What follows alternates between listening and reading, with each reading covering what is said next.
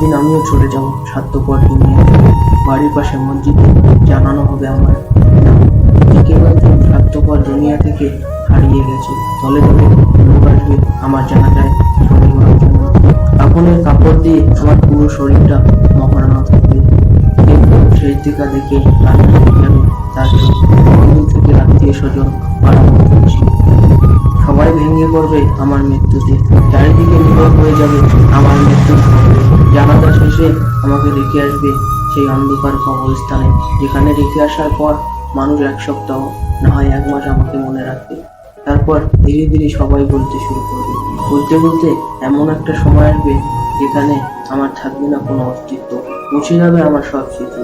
তাই কি হবে দুনিয়াতে দাপট দেখে, কি হবে টাকা ক্ষমতা দেখে, কি হবে অহংকার দেখে, কি হবে বাড়ি গাড়ি দিয়ে, কিছুই তো নিয়ে যেতে পারলাম না আমার সেই ছোট্ট ঘরে, যেখানে রেখে আসার পর মানুষ আর কখনো ফিরে আসে না।